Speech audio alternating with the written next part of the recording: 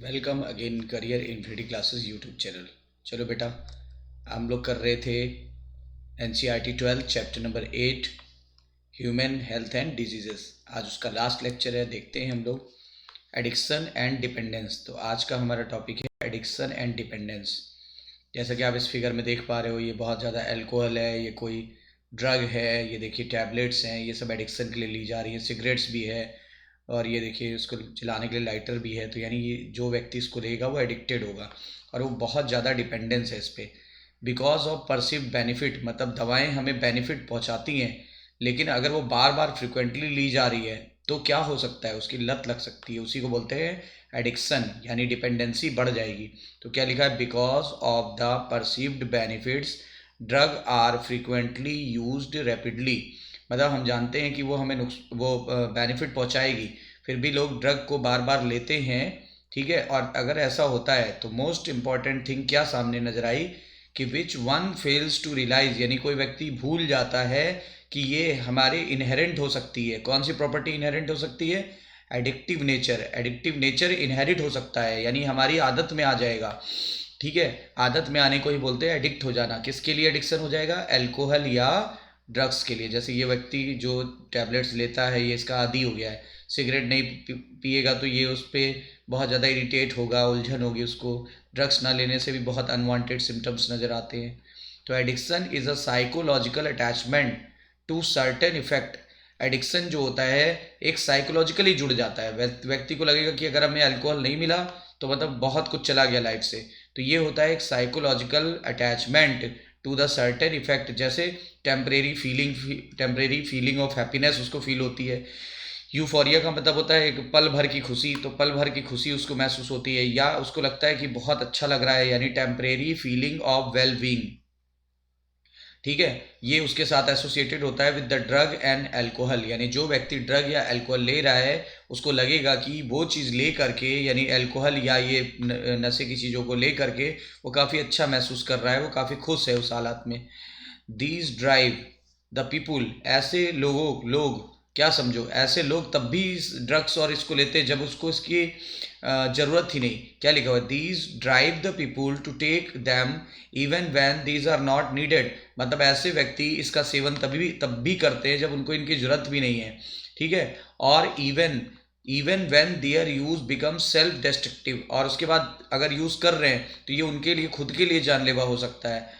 with repeated use of drug the tolerance level of receptor present on our body increases। मतलब हमारी body में जो भी receptors हैं उनका टॉलरेंस लेवल बढ़ जाता है। इसको ऐसे समझिए, पहले कोई व्यक्ति 30 ml पैक पीता था तो वो बिल्कुल अच्छा महसूस करता था, उसको लगता था हम टेम्परेरी फीलिंग ऑफ वेलबींग हमें हो रही है या हम खुश हैं, यूफॉर्बिक हैं। लेकिन अब वो क्या कर रहा है, 45 ml लेने लगा, तब उसको वो खुशी मिल रही है। फिर वो 60 ml लेने लगा, तब वो उसको खुशी मिल रही है। फिर 60-60 ml के 2 पैक लेने लगा, तब उसको वो खुशी मिल रही है। कोई व्यक्ति पहले 2 सिगरेट पीता था, 2 सिगरेट पी के खुश था, अब वो पूरे दिन पीता रहता है, तब उसको वो सेम खुशी मिल रही है। यानी उसका रिसेप्टर जो है बॉडी का, वो अब उसका जो टॉलरेंस लेवल है वो बढ़ता चला जा रहा है। इसको हम इस फिगर से समझेंगे। जैसे कोई व्यक्ति एक टैबलेट ले रहा है, पहले एक नींद की गोली लेता था, तो अब धीरे धीरे टॉलरेंस उसका बढ़ गया। तो टॉलरेंस बढ़ गया तो अब क्या होगा, उसके रिसेप्टर ज़्यादा गोलियों पे टॉलरेट करेंगे। तो यानी अब 2 गोली लेगा तब उसको वो टॉलरेंस फील होगा। फिर क्या होगा, फिर लिखा हुआ है रिपीट साइकिल, यानी अब आगे क्या होगा, 3 गोली लेगा तब उसको उतनी खुशी मिलेगी, फिर 4 गोली होगा तब उसको खुशी मिलेगी। यानी इस केस में अगर नींद की गोली की बात करें, पहले एक नींद की गोली में नींद आ जाती थी, अब 2-2 गोलियां लेता है तब उसको नींद आती है। फिर 3 गोली लेगा तब उसको नींद आएगी। ऐसे डोज बढ़ जाएगी। अगर गोली ज़्यादा नहीं बढ़ाएगा तो पावर बढ़ा लेगा। पहले 0.25 mg की गोली लेता था तब नींद आती थी, अब 0.5 लेने लगा, फिर 1 mg की लेने लगा। तो इस तरीके से उसका टॉलरेंस लेवल बढ़ता चला जाता है। Consequently the receptor response to high dose of drug या एल्कोहल, यानी अब हमारी बॉडी के जो रिसेप्टर्स थे वो हाई डोज पर रिस्पॉन्स करेंगे। जैसे बताया था ना, पहले 30 ml पे उसको अच्छा लगता था, फिर 45 ml पे आ गया, फिर 60 के आ गया, फिर 60 के 2 पैक, फिर 4 पैक। तो consequently the receptor responds only to higher dose of drug या alcohol leading to greater intake and addiction. इससे क्या होगा, उसकी लेने की क्षमता बहुत ज़्यादा बढ़ जाएगी कि वो ड्रग और ज़्यादा लेगा, अल्कोहल और ज़्यादा लेगा, और वो एडिक्टेड हो गया है।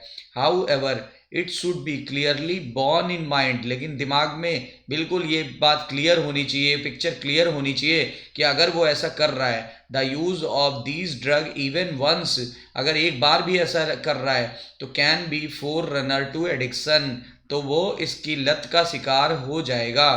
दस the addictive potent of drug और alcohol pull the user in a vicious circle leading to their regular use from which she or he may not be able to get out। मतलब बोल रहा है कि वो क्या करेगा, पहली बार तो उसने भले ही ऐसे ले लिया, लेकिन जब वो बार बार लेगा तो एक ऐसे बुरे चक्र में फंस जाएगा। विशियस, ये देखो लिखा है ना, विशियस सर्कल में आ जाएगा, लिखा है ना पुल द यूजर, ये इसको पुल कर लेगा यूजर को किस तरफ, बुरे चक्र में। और एक बार बुरे चक्र में आ जाएगा रेगुलर यूज करते करते, तो फिर ही और she may not be get out, वो उससे बाहर नहीं निकल पाएगा। आ तो आसानी से जाएगा लेकिन निकलना बड़ा मुश्किल है, समझो कि ये चक्रव्यूह में फंस गया। In absence of any guidance, अगर कोई गाइडेंस नहीं मिली या काउंसलिंग नहीं मिली तो फिर क्या हो जाएगा, द पर्सन गेट एडिक्टेड, तो उसको उसकी लत लग जाएगी, and becomes dependent on their use, और वो इसके यूज के लिए बिल्कुल डिपेंडेंट हो गया। तो यानी अब हमें समझ में आया कि टॉलरेंस बढ़ा, जिससे क्या हो गया, ये व्यक्ति उस चीज़ पर, उस चीज़ का लती हो गया, उसको उसकी एडिक्शन हो गया, और एडिक्शन होना मतलब वो उसके बिना नहीं रह पाएगा, यानी वो शराब के बिना, सिगरेट के बिना नहीं रह पाएगा, तो डिपेंडेंसी उसकी बढ़ गई। देखिए जैसे ये व्यक्ति है, ये व्यक्ति क्या कर रहा है, अल्कोहल ले रहा है, साथ में देखो टैबलेट्स भी ले रहा है, तो बहुत ज़्यादा ये क्या हो गया, ये बहुत ज़्यादा डिपेंडेंट होगा तभी ऐसा काम कर रहा है। यानी पहली बार तो इसने ये लिया था सोच करके कि लाओ टेस्ट करके देखते हैं क्या होता है, बार बार लेने लगा तो आदत में आ गया, यानी एडिक्शन हो गया, और एडिक्शन होने के बाद इसकी डिपेंडेंसी इतनी ज़्यादा बढ़ गई कि अगर ये व्यक्ति इसको नहीं लेगा तो इसको अनवांटेड रिस्पॉन्स प्रोड्यूस होंगे इसकी बॉडी में, उसे बोलते हैं विड्रावल सिम्टम। आइए देखते हैं क्या लिखा हुआ है। Dependence is the tendency of body to manifest a characteristic and unpleasant वो withdrawal symptoms if the regular dose of drug या एल्कोहल इज एब्रप्टली डिसकंटिन्यूड। मतलब अगर मान लो मैं किसी ड्रग पे डिपेंडेंट हूँ तो मेरे अंदर, अगर मान लो मैं ड्रग नहीं ले रहा हूँ तो मेरे अंदर क्या होगा, कुछ करेक्टर नजर आएंगे। ये लिखो लिखा है ना, मैनिफेस्ट मतलब दर्शाना, क्या करेक्टर दर्शाएंगे, कुछ अनप्लीजेंट करेक्टर दर्शाए जाएंगे, कुछ अनप्लीजेंट करेक्टर आपको देखने मिलेंगे, इसको बोलते हैं withdrawal symptom. If regular dose of drug या अल्कोहल इज एब्रप्टली डिसकंटिन्यू, यदि मुझे, मैं बहुत सालों से पी रहा हूँ, आज मुझे अगर पीने को ना मिले तो क्या हो जाएगा, मेरे अंदर विड्रावल सिम्टम्स या सिंड्रोम नजर आने लगेंगे। क्या होते हैं ये सिंड्रोम, जैसे बहुत उलझन, घबराहट होना, यानी एंजाइटी का होना, ठीक है, ये जो कैरेक्टरिस्टिक थे जो कि अनप्लीजेंट थे उसमें से एक है घबराहट, दूसरा हाथ पैर का अपना यानी कि सेकीनेस, उसके अलावा वॉमिटिंग की तरह महसूस होना यानी नाउजिया, कभी कभी तो एक्सट्रीम केसेस में वॉमिटिंग भी हो जाती है, और बेटा पसीना बहुत ज़्यादा निकलेगा, ठीक है, विच मे बी रिलीव्स। और ये सब सही कब होगा, जब मुझे वो जिस चीज़ का मैं आदी हूँ वो चीज़ मुझे दोबारा मिल जाएगी तो मैं बिल्कुल सही फील करूँगा। तो लिखा है which may be relieves when use is resumed again, यानी वो दोबारा चीज़ दे दी जाए, वो ड्रग दोबारा दे दी जाए जिसके ना देने पे ये सिम्टम्स नजर आए थे, अगर वो दोबारा ड्रग दे दी जाए तो क्या होगा, वो व्यक्ति को रिलैक्स महसूस होने लगेगा। इन सम केसेस विड्रावल सिम्टम में बी सीवियर और इवन लाइफ थ्रेटनिंग, मतलब कभी कभी विड्रावल सिम्टम इतना खतरनाक हो सकता है कि जान भी चली जा सकती है, और इसीलिए पर्सन को मेडिकल सुपरविजन में रखा जाता है। कहाँ रखा जाता है, मेडिकल सुपरविजन में रखा जाता है। ये देखिए जैसे ये लड़की है, ये बहुत ज़्यादा ड्रग ले रही है, ये वाइन ले रही है यहाँ पे, ठीक है ना, जैसे ये देखिए ये बिल्कुल इतना ज़्यादा लती है कि इसको देखो कुछ समझ ही नहीं आ रहा क्या करें। इस तरह के पर्सन को क्या किया जाता है, मेडिकल सुपरविजन में रखा जाता है, वरना इसकी मृत्यु हो जाएगी। अगर आप इसको घर पे छोड़ दोगे तो मर जाएगा। Dependence leads to patient to ignore all social norms. Dependence अगर है मान लो कोई पेशेंट का, तो वो सारे इग्नोर कर देता है, सारे सोसाइटी के रूल्स और रेगुलेशन को इग्नोर कर देता है, ठीक है, in order to get sufficient fund to satiate their her life, his या हर लाइफ, ठीक है, मतलब उसके पास सफिशिएंट पैसा नहीं होता है तो क्या होता है कि वो सारे सामाजिक जो बनाए गए नियम उनको तोड़ देता है, ठीक है, मतलब चोरी करने लगेगा और भी काम करने लगेगा, गलत संगति में पड़ जाएगा। तो दीज रिजल्ट में these result in many social adjustment problem, इससे सोशल एडजस्टमेंट प्रॉब्लम आने लगेगी, चोरियां बढ़ जाएंगी, ऐसे लड़ाई झगड़ा बढ़ जाएगा, बहुत ज़्यादा मारधाड़ बढ़ जाएगी, मर्डर हो सकते हैं, ये ड्रग्स के लिए मर्डर कर सकते हैं, ठीक है, पैसों के लिए कुछ भी कर सकते हैं, छीना झपटी बढ़ जाएगी। तो effect of drug and alcohol abuse, the immediate adverse effect of drug या alcohol abuse is are manifested in the form of reckless behaviour, यानी क्या अगर मान लो किसी ने ड्रग या अल्कोहल लिया है तो लापरवाह व्यवहार होगा उसका। रेकलेस बिहेवियर का मतलब होता है लापरवाह व्यवहार, यानी लापरवाही बरतेगा, यानी कोई काम सीरियसली नहीं करेगा। वेंडलिज्म, गुंडागर्दी करेगा, गुंडागर्दी, जरा सा भी आप उससे बोल दो उसी की गलती होगी फिर भी आपसे गुंडागर्दी करेगा। वायलेंस यानी हिंसा पर उतर आएगा, यानी ये जो व्यक्ति होगा जो ड्रग अब्यूज़र होगा वो क्या करेगा, उसका रैकलेस बिहेवियर होगा। वेंडलिज्म यानी कि वो गुंडागर्दी पे उतर आएगा। वायलेंस यानी कि बहुत ज़्यादा क्या करेगा, लड़ाई झगड़ा करेगा। एक्सेसिव डोज ऑफ ड्रग में leads to coma and death due to respiratory failure, मतलब बहुत ज़्यादा डोज लेने पर क्या हो जाएगा, व्यक्ति कोमा में जा सकता है और उसकी डेथ भी हो सकती है। ये देखिए, ये व्यक्ति बहुत ज़्यादा ड्रग लिया हुआ है हाथ में और देखिए इसकी मृत्यु हो गई। यानी क्यों क्यों मृत्यु हो गई, क्योंकि ज़्यादा ड्रग ले लिया हाथ में, देखो वो एक्सेसिव ड्रग है, ये देखिए इंजेक्शन भी यहाँ रखा हुआ है, ये ओवरडोज हो जाने के कारण इसका कोमा में चला गया होगा तो उसकी डेथ हो गई होगी, या तो कोमा में या तो डेथ हो सकता है। ये व्यक्ति जिंदा हो तो कोमा में है और नहीं तो इसकी डेथ हो गई, तो कोमा में चला जाएगा या डेथ हो जाएगी। डेथ का कारण था रेस्पायरेटरी फेल्योर, हार्ट फेल्योर यानी सांस रुक जाना या धड़कन का बंद हो जाना, या ब्रेन स्ट्रोक या ब्रेन हेमरेज हो जाना, ये कुछ कारण थे। क्योंकि ओवरडोज में व्यक्ति सांस नहीं ले पाता सही से, उसके दिल की धड़कन सही से नहीं हो पाती कंट्रोल, और उसका हार्ट फेल हो जाता है और इससे ब्लड सर्कुलेशन रुक जाता है, कहीं पे ब्लड का क्लॉट बन जम जाएगा, इससे भी वो मर सकता है। अगर मान लो किसी ने कॉम्बिनेशन ऑफ ड्रग ले ली, कॉम्बिनेशन ऑफ ड्रग का क्या मतलब है, अगर अल्कोहल भी ले लिया, इंजेक्शन भी लगा लिया, अगर वो कोई गोली भी ले ली नींद की, तब क्या होगा, तो कॉम्बिनेशन ऑफ ड्रग और their intake along with the alcohol generally resulted in overdosing and even death, यानी कि उसी में ऐसा ज़्यादा चांसेस है कि ओवरडोजिंग हो जाए और डेथ भी हो जाए। यानी इसने शराब भी पी ली, फिर इंजेक्शन भी ले लिया हेरोइन या स्मैक का, फिर कुछ नींद की गोलियां भी खा ली, या किसी और गोली का नशा करता था वो ले लिया, तो कुल मिला के ये फाइनली क्या हो गया, ये फाइनली इसकी डेथ हो गई। यानी कितना जानलेवा हो सकता है ये आप समझ सकते हो। The most common warning sign of drug या alcohol abuse among the youth include the drop in academic performance, बोलते हैं सबसे ज़्यादा कॉमन वार्निंग साइन क्या हो सकता है ड्रग या अल्कोहल की लत का, वो भी यूथ में। पहला कारण हो सकता है एकेडमिक परफॉर्मेंस में कमी आना, ठीक है, उससे आप नोटिस कर सकते हो।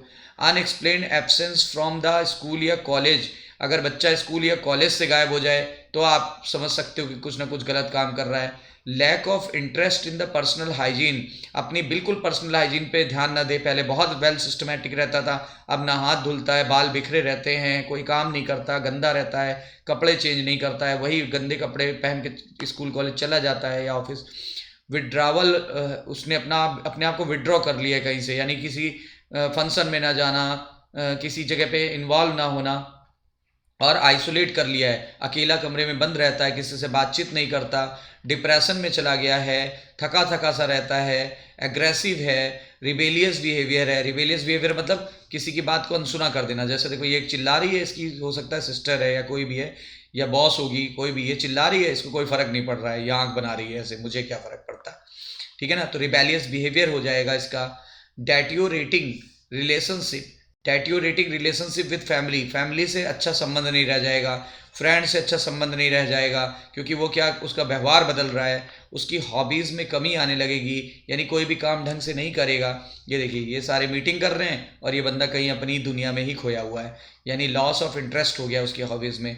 Change in the sleeping and eating habits, यानी उसके सोने और खाने का समय बहुत चेंज हो जाएगा, लेट से सो के उठेगा, खाना नहीं खाएगा, खाना खाएगा तो कभी कभी ज़्यादा खा जाएगा नशे में। फ्लैक्चुएशंस इन वेट, वेट में बहुत ज़्यादा गिरावट आएगी या बहुत ज़्यादा वेट गेन कर सकता है। एपेटाइट, यानी कि उसकी जो एपेटाइट है उसमें फ्लैक्चुएशन आएगा, यानी भूख उसको कभी कम लगेगी कभी ज़्यादा लगेगी। तो ये सब सिम्टम्स हैं, किसके हैं, ये वार्निंग सिम्टम्स है, लिखा है ना, मोस्ट कॉमन वार्निंग साइन या सिम्टम्स ऑफ ड्रग या alcohol abuse which is common in youth. तो ये सब कारण हैं यूथ में ड्रग लेने के बाद क्या सिम्टम नज़र आते हैं या उसमें क्या क्या दिक्कतें आने लगती हैं, तो ये सब दिक्कतें आने लगती हैं। There may even be some far reaching implication of drug alcohol abuse. बोलते कुछ ऐसे भी होते हैं जब मान लो कि उस व्यक्ति को जो कि एडिक्टेड हो गया है, अगर उसकी ड्रग या एल्कोहल उसके अप्रोच में ना रहे, उसकी पहुंच से दूर रहे, तो क्या होगा?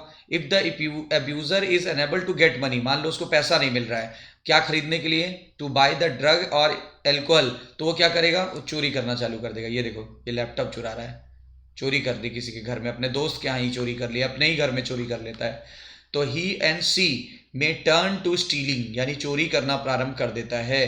The adverse effect are just not restricted to the person. बोलते हैं ये समस्या सिर्फ इस तक नहीं रह जाती है, अब और भी लोग सफ़र कर रहे हैं, इसके दोस्त सफ़र कर रहे हैं, उसके यहाँ चोरी हो रही, घर पे चोरी हो रही, मम्मी पापा समझ नहीं पा रहे हैं ये क्या हो रहा है। तो हु इज़ यूजिंग ड्रग और एल्कोहल, मतलब एडवर्स इफेक्ट सिर्फ उस तक सीमित नहीं रहता जो कि ड्रग का एडिक्टेड है, बल्कि उसके गार्जियंस भी इफेक्ट कर सकते हैं, उसके फैमिली मेंबर फ्रेंड्स भी सफ़र कर सकते हैं। लिखा है एट टाइम ए ड्रग या alcohol addict becomes the case of mental and financial distress to his और हर इंटायर फैमिली और फ्रेंड। तो क्या बोला गया? इस समय जो ड्रग या एल्कोहल एडिक्टर है वो मेंटल और फाइनेंशियल स्ट्रेस में है, यानी उसको बहुत ज़्यादा वो टूट चुका है मेंटली और फाइनेंशियली, और इसकी वजह से उसकी जो फैमिली और फ्रेंड्स है वो सब उसका साथ छोड़ देते हैं। जो व्यक्ति इंट्रावेनियस ड्रग लेते हैं, यानी जो वेन्स में ड्रग लेते हैं, जैसे ये देखिए ये ड्रग एब्यूज़र लग रहा है, शकल से ही लग रहा है, ये देखो इंट्रावेनस ड्रग ले रहा है।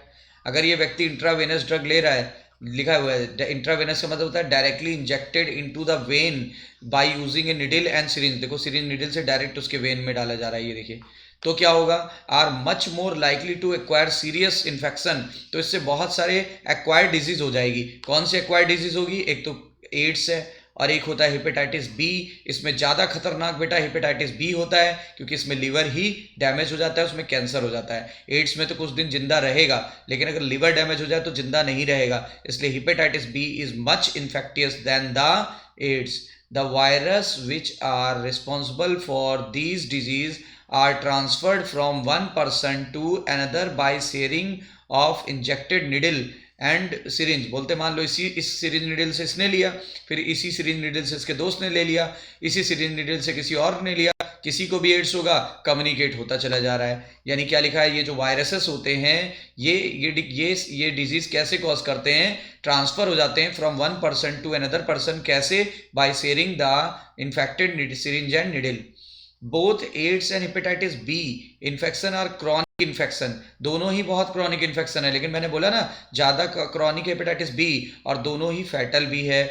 लिखा है both are transmitted through the sexual contact और इन्फेक्टेड ब्लड। बोलते दोनों ही सेक्सुअल कॉन्टैक्ट से भी फैल सकते हैं, यानी दोनों ही एसटीडी भी है, एसटीडी या वीडी भी है, वेनेरियल डिजीज, और दोनों ही ब्लड इन्फेक्शन से भी फैल सकता है। इवन मदर से बच्चे में भी हो सकता है। अगर कोई अल्कोहल यूज़ कर रहा है, कब? एडोलसेंस पीरियड में। कोई अल्कोहल यूज़ कर रहा है एडोलसेंस पीरियड में, तो क्या होगा? अगर बहुत लंबे समय से यूज़ करता आ रहा है तो क्या दिक्कत होगी? वो बहुत हैवी ड्रिंकर बन जाएगा। देखो यूज़ कब से स्टार्ट किया है? एडोलसेंस यानी 12 से 18 सालों के बीच में कभी स्टार्ट किया है, ठीक है, एडोलसेंस पीरियड में स्टार्ट किया है, और अब वो कैसा हो चुका है? बहुत एडल्टहुड आ गई उसकी, तो क्या होगा? वो हैवी ड्रिंकर बन जाएगा, क्योंकि लंबे समय तक उसका इफेक्ट रहेगा और वो हैवी ड्रिंकर बन जाएगा। इस केस में क्या होगा? The chronic use of drug and alcohol damage the nervous system. उसका नर्वस सिस्टम डैमेज हो जाएगा, सोचने समझने की, डिसीजन लेने की पावर उसमें बड़ी कम रह जाएगी, ठीक है। और अल्कोहल लेने से कौन सा ऑर्गन सबसे पहले नष्ट होता है?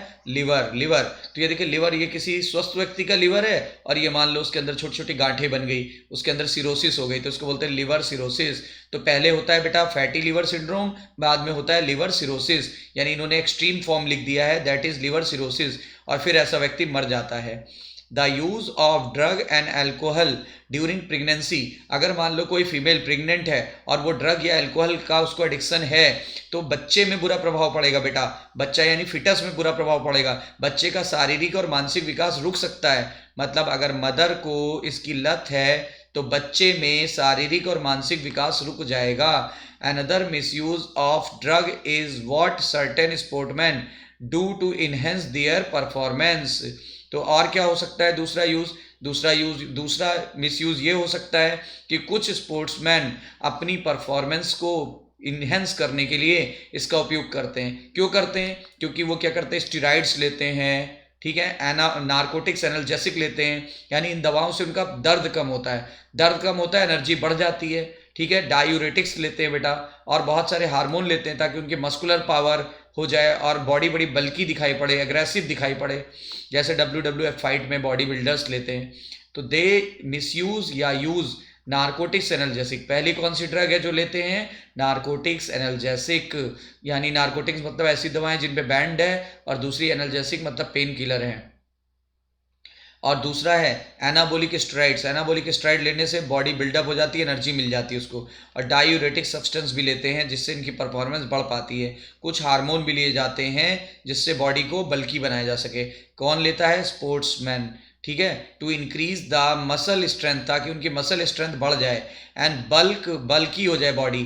टू प्रमोट द एग्रेसिवनेस, ताकि वो बहुत एग्रेसिव दिखाई पड़े, and as a result increase athlete performance. और इस तरह का ड्रग यूज करने से एथलीट्स ज़्यादातर यूज करते हैं, और उनकी जो एथलेटिक परफॉर्मेंस है वो काफ़ी बेहतर हो जाती है, क्योंकि एनर्जी भी बढ़ गई, बॉडी भी थोड़ी स्ट्रांग दिख रही है, उनका वर्कआउट लेवल भी बढ़ जाता है। देखो, आखिर कोई व्यक्ति ड्रग लेता है तो होता क्या है? ड्रग होता है एथेनॉल, C2H5OH। अब हमारे शरीर में एंजाइम होता है अल्कोहल डिहाइड्रोजनेज। ये क्या करता है? ये इसको एस्टल्डिहाइड में बदल देता है, CH3CHO, यानी ये ऑक्सीडाइज हो गया। ये क्या हो गया? ऑक्सीडाइज, ठीक है। जब C2H5OH ऑक्सीडाइज हो जाएगा, कहाँ होता है ये? लिवर में। ये सब काम लिवर में हो रहा है। डिटॉक्सिफिकेशन ऑफ एल्कोहल बोलते हैं इसे।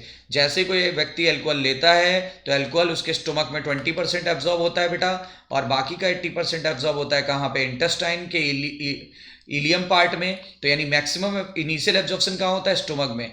फाइनल एब्जॉर्प्शन कहाँ होता है? यहाँ पे। लेकिन अगर पूछा जाए मैक्सिमम एब्जॉर्प्शन कहाँ होगा, तो इलियम में, और मिनिमम एब्जॉर्प्शन कहाँ होगा? स्टोमक में। फाइनली वो ब्लड द्वारा एब्जॉर्ब होके ब्लड में आ जाएगा, और ब्लड से हिपैटिक पोर्टल सिस्टम द्वारा लिवर में आ गया। लिवर में आते ही उसको इस एंजाइम की हेल्प से, जिसका नाम है अल्कोहल डिहाइड्रोजनेज, उसको ऑक्सीडाइज करा दिया जाएगा। ऑक्सीडाइज होने के बाद बेटा वो एस्टल्डिहाइड में बदल जाएगा।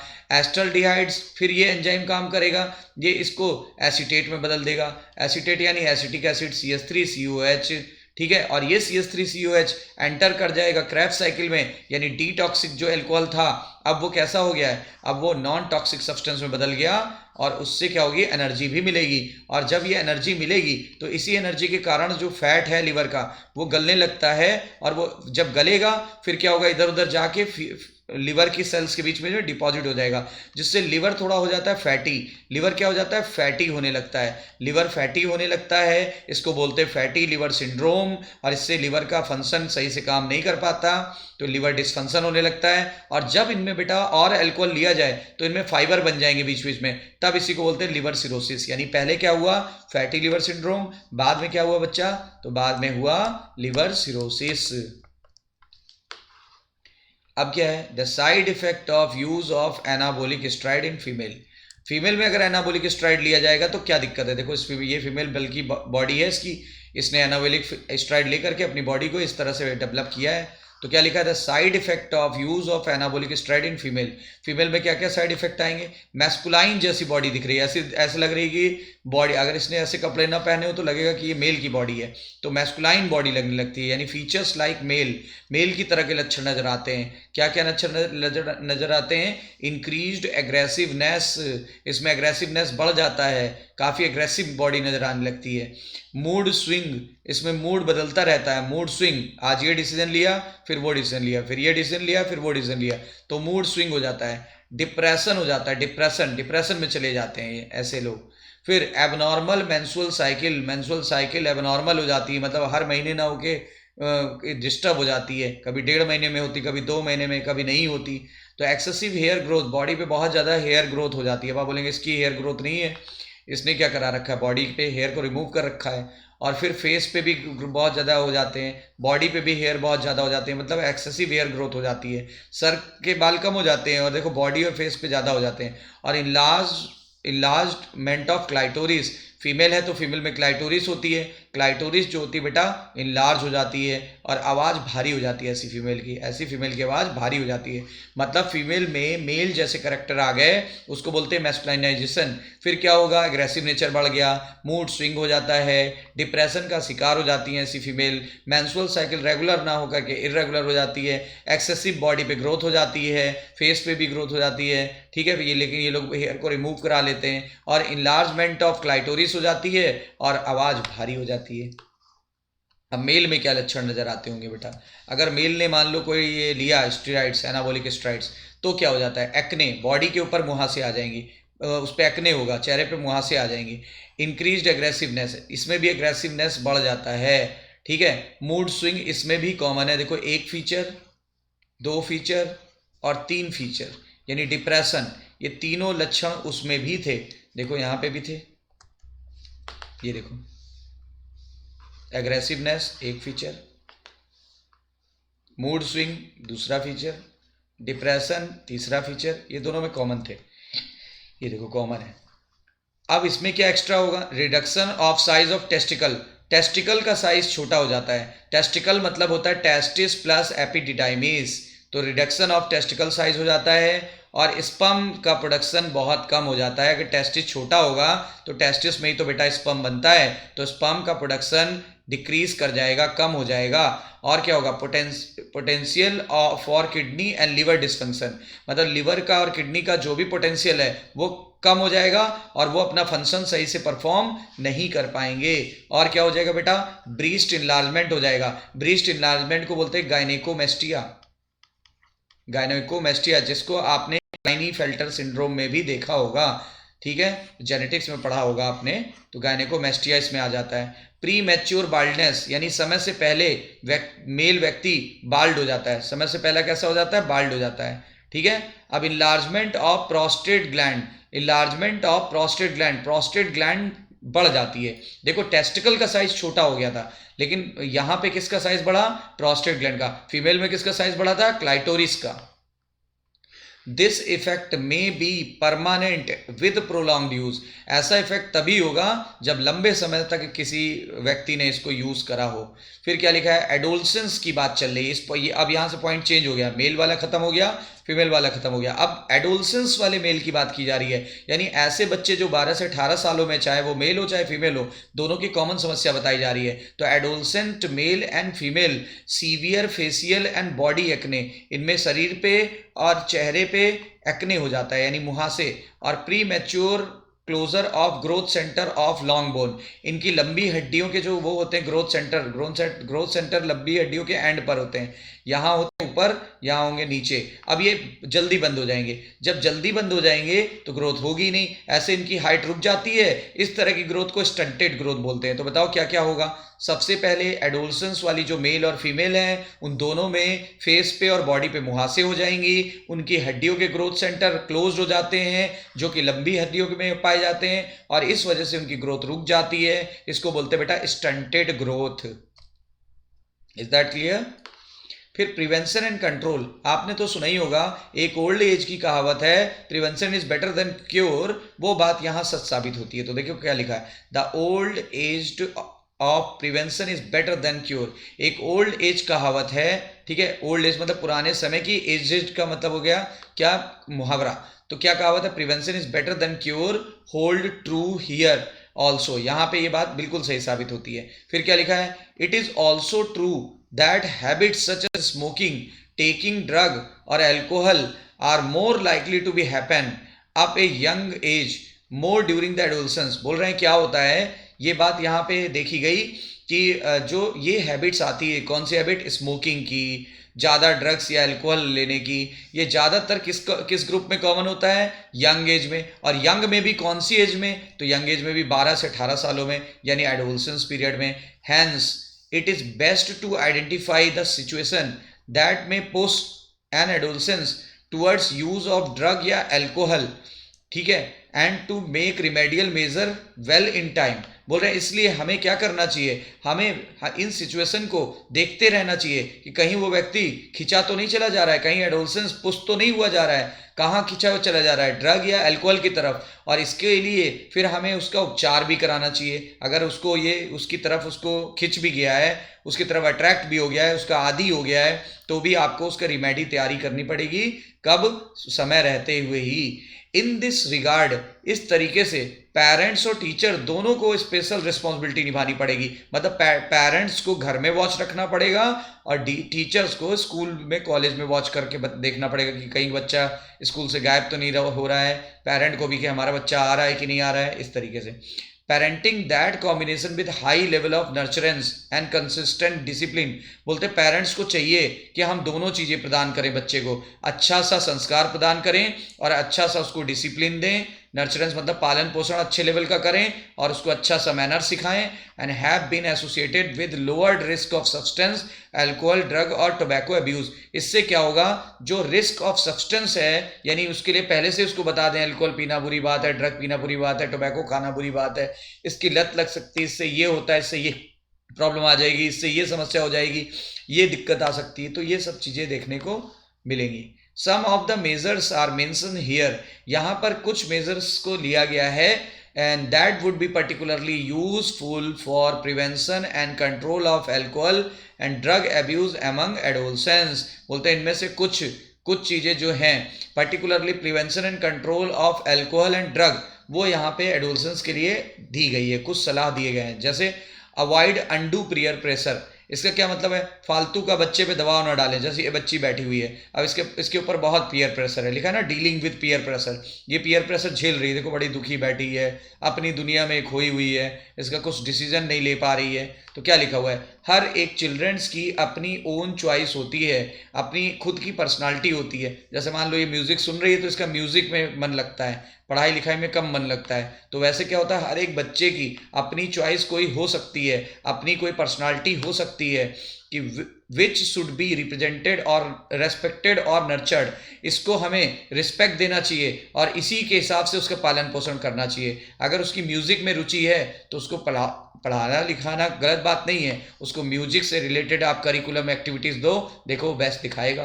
फिर क्या लिखा है, that child should not be pushed unduly to perform beyond their threshold limit. बोलते हैं कि अब मान लो क्लास में 10 बच्चे हैं, कोई एक टॉप कर रहा है, आपका बच्चा 10वें नंबर पे है, तो वो गार्जियन हमेशा कहते हैं क्या कि तुम क्यों नहीं फर्स्ट आ सकते, दिन रात पढ़ो, सुबह शाम पढ़ो। भाई उसको पता है कि मेरी लिमिट इतनी है, वो उससे ज़्यादा कर ही नहीं सकता, उसका ब्रेन या आईक्यू लेवल ही उतना नहीं है। तो हर बच्चे की थ्रेशोल्ड होती है, थ्रेशोल्ड से बियॉन्ड नहीं सोचना चाहिए, उससे ज़्यादा बच्चे पे दबाव नहीं डालना चाहिए, क्योंकि उसकी थ्रेशोल्ड लिमिट है। टू बी स्टडी, पढ़ने की एक लिमिट है, स्पोर्ट में पार्टिसिपेट करने की एक लिमिट है, या अदर एक्टिविटी में भी उसकी एक लिमिट है, उस लिमिट से बियॉन्ड वो नहीं जाना चाहिए। एजुकेशन एंड काउंसलिंग, अब दूसरा उपाय है education and counselling. Education and counselling में क्या करेंगे, मान लो ये लड़की है तो इसको ये देखिए एजुकेट कर रहे हैं, उसकी काउंसलिंग कर रहे हैं, बेटा कंफ्यूज मत हो, क्या पसंद है तुम्हें, का तुम मान लो ये फेल हो गई किसी एग्जाम में, तो उसको एजुकेट किया जा रहा है कि नहीं, फेल्योर और डिसअपॉइंटमेंट तो लाइफ का ही पार्ट है, फिर से चलो उठो, फिर से नया जोश जगाओ, फिर से चलो उठो बच्चे, फिर से लग जाओ। तो ये इसको सिखाया जा रहा है। तो एजुकेट एंड काउंसलिंग हिम और her to face the problem, यानी उनको एजुकेट करें, उनको बताएं कि नहीं भैया ये सही, तुम सही कर रहे हो, तुम एक साल नहीं सेलेक्ट हुए तो भी तुम सही दिशा में हो, और मेहनत करो, और उनको काउंसलिंग करो, ये करना है, ये नहीं करना है, टेस्ट सीरीज ज्वाइन करनी है, कितना पढ़ना है, किसके टीचर के बात को फॉलो करना है नहीं करना है। तो एजुकेशन एंड काउंसलिंग हिम और her to face the problem and stress and to accept disappointment and failure as the part of life. और उसको ये सिखाना चाहिए कि भाई देखो डिसअपॉइंट मत हो, उसको एक्सेप्ट करो, क्योंकि फेल्योर ये लाइफ का पार्ट है। जीवन में दो ही चीज़ मिलेगी, या तो फेल्योर या तो सक्सेस। फेल्योर से हमें सीखना चाहिए और सक्सेस से हमें उसको सेलिब्रेट करना चाहिए। तो it would also be worth here, यहाँ पर ये कहना सही होगा कि channelize the child's energy in the healthy pursuits like sport, यानी कि जो बच्चे की जो ताकत है, बच्चे की जो एनर्जी है, उसको स्पोर्ट, रीडिंग, म्यूजिक, योगा और अदर एक्टिविटीज़ में उसको सपोर्ट करना चाहिए। मतलब बच्चे को ऐसे निराश बैठने से अच्छा है कि उसको भाई म्यूज़िक अच्छा लगता है, म्यूज़िक की तरफ जाओ, पढ़ाई करना अच्छा लगता है, रीडिंग बुक पढ़ना के लिए, स्पोर्ट में पार्टिसिपेट करता है, स्पोर्ट में योगा कराइए, मेंटल फिजिकल हेल्थ दोनों मेंटेन होगी। एक्स्ट्रा करिकुलर एक्टिविटी, कोई गेम खिला दिया, कुछ भी इसको बोल दिया, प्रोत्साहित कर दिया। तीसरा है seeking the help from parents and peers. इसमें क्या है, जैसे देखो ये मम्मी है, इस मम्मी को, ये मम्मी और ये बेटी देखो क्या है, ये मम्मी के गले लगी हुई, यानी इन्होंने लग रहा है इसकी कोई मुसीबत सॉल्व कर दी जिससे बेटी एकदम खुश होकर मम्मी के गले लग गई। तो क्या लिखा, वही है, seeking help from parents and peers. Help help from parents and peers should be sought immediately so that they can guide appropriately. मतलब पेरेंट्स और चाहने वाले लोगों को आराम से बात करनी चाहिए बच्चे से, ताकि वो गाइड कर सके किसको, बच्चे को, कैसे, प्रॉपर तरीके से। हेल्प में even B shouted from the close and trusted friend. इसके लिए उसको बात करना चाहिए, इस बच्ची को बात करना चाहिए अपनी ट्रस्टेड फ्रेंड पे से या फिर अपने क्लोज वन से, ठीक है। Besides getting proper advice to sort out their problem. बोलते हैं सिर्फ प्रॉब्लम को ही सॉर्ट आउट नहीं करना चाहिए। This vent would help the young to vent their feeling of anxiety and guilt। इस और बल्कि इससे क्या होगा, जो बच्चा है वो जो एंजाइटी से गुजर रहा है और जो उसको लग रहा है कि हमने अपराध कर दिया, हम कैसे बताएं इस चीज़ को, तो बजाय उसकी क्या करना चाहिए, बच्चे को आराम से बात करनी चाहिए, इस समस्या के लिए एडवाइस लेना चाहिए। ये फीलिंग नहीं लानी चाहिए कि हम अपराधी हैं, हम घबरा रहे हैं, ये घबराना नहीं चाहिए, ठीक है। तो ये इसीलिए देखो ये फिगर लगाया गया कि ये बच्ची देखो कितनी खुश होकर के मम्मी को गले लगा ली, क्योंकि मम्मी ने इनकी प्रॉब्लम सुनी और उसका सोल्यूशन भी दे दिया।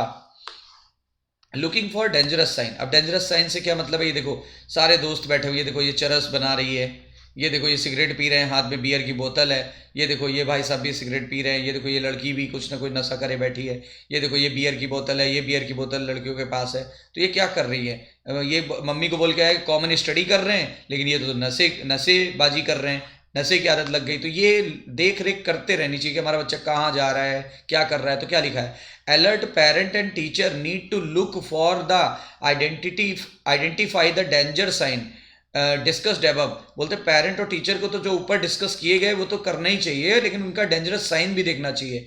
इवन फ्रेंड्स को भी ऐसा बोलना चाहिए, if they find someone using drug और एल्कोहल। यदि कोई मित्र, कोई फ्रेंड, कोई दोस्त, कोई सहेली अगर मान लो ऐसे करते हुए पाए गए, तो उसको हेजिटेट नहीं करना चाहिए, should not hesitate to bring this in the notice of parent और टीचर। तो क्या, या तो उसके मम्मी पापा को बताए या उसकी टीचर को बताए, in the best interest of the person concerned, जिससे उसको बेस्ट फील हो, जिससे वो बताने में समर्थ हो या जिससे बताने में वो कंफर्ट फील करे, उसको बता देना चाहिए। Appropriate measure would be then required to diagnose. अब क्या करेंगे, जिसको बताएगा, अब क्या करेंगे, वो व्यक्ति उसका जांच कराएगा, उस व्यक्ति को डायग्नोज करेगा कि भैया वो कितना लती है, कितना लत लग चुका है, उसको समझाया जाएगा। और मेलेडी मतलब उस मुसीबत से या उस अंडरलाइंग कॉज जो नहीं समझ में आ रही, क्या दिक्कत है, क्यों नशा कर रहा है, तो this would help in initial proper remedial step to treatment. इससे क्या होगा, जो प्रॉपर जो रेमेडी मिल सकती है शुरुआती दौर की, वो मिल जाएगी, या शुरुआती जो ट्रीटमेंट है वो करने में काफ़ी फायदा होगा, ठीक है। अब लास्ट है seeking professional and medical help. अब क्या होगा, देखो डॉक्टर के पास गए, उससे सलाह ले ली तो बहुत अच्छी सलाह मिल जाएगी। डॉक्टर बता रहा है देखो कितने अच्छे से लैपटॉप पे कि ये दिक्कत है, ऐसा लीवर हो जाएगा, आप ऐसे हो जाओगे, ये हो जाओगे। तो a lot of help is available in the form of highly qualified psychologist. तो ये साइकोलॉजिस्ट हैं, मनोचिकित्सक हैं, ये इसको बता रहे हैं, साइकेट्रिक हैं, ठीक है, साइकोलॉजिस्ट हैं, साइकेट्रिक हैं, डी एडिक्शन सेंटर्स बनाए गए हैं या रिहेबिलिटेशन सेंटर प्रोग्राम चलाए जाते हैं, जहाँ पे नशा मुक्ति केंद्र बोलते हैं, रिहेबिलिटेशन प्रोग्राम्स यानी नशा मुक्ति के जो प्रोग्राम्स बनाए जाते हैं। ये सब हेल्प करते हैं किसको, इंडिविजुअल को, जो कि अनफॉर्चुनेटली इस बुरे चक्र में फंस गए हैं। किसके बुरे चक्र में फंस गए हैं, ड्रग या एल्कोहल के शिकार हो गए हैं। तो जो बुरे चक्र में फंस गए हैं उनके लिए ये प्रोग्राम बनाया गया है। साइकोलॉजिस्ट से मिलो, वो आपकी समस्या सुनेगा, मनोचिकित्सक साइकेट्रिस्ट से मिलो, वो सुनेगा, डी एडिक्शन सेंटर जाओ, वहाँ पे नशा मुक्ति केंद्र जाओ, वहाँ पे आपको कुछ ना कुछ हेल्प मिलेगी। तो ये जो अल्कोहल या ड्रग का बुरे चक्र में आप फंस गए हो, क्वैगमायर मतलब हो गया ये जो बुरा चक्र में आप फंस गए हो, बुरे चक्रों में, इससे निकल पाओगे। With such help the affected individual with sufficient effort, will power and can get rid of the problem completely leading to perfectly normal and healthy life. बोल रहे हैं इसमें दो चीजें काम आएंगी। वो जो अफेक्टेड पर्सन है उसको अफर्ड करना पड़ेगा, थोड़ा विल पावर का इस्तेमाल करना पड़ेगा अपनी, क्योंकि अगर विल पावर कमजोर होगी तो भाई बार बार फिर एक बार छूटने के बाद फिर पीने लगेगा, तो फिर वो छुटकारा पा जाएगा। Get rid of the problem completely, उससे वो छुटकारा पा जाएगा अगर वो उसकी स्ट्रॉन्ग विल पावर है। And lead to perfectly normal and healthy life, फिर से वो अपना नॉर्मल और हेल्दी जीवन जीने लगेगा। ठीक है, तो हम लोगों ने बेटा ये चैप्टर कंप्लीट कर लिया। फिर मिलते हैं बेटा नए वीडियो में। जिन लोगों ने चैनल को सब्सक्राइब, शेयर और लाइक नहीं किया वो प्लीज़ कर दीजिए, इससे हम लोगों का उत्साह बढ़ता है और आप लोगों को क्या होगा, नए लोग जो हमसे जुड़ने वाले हैं वो जुड़ेंगे और उनको भी इस वीडियो का लाभ होगा। All the best, take care, good luck, take care.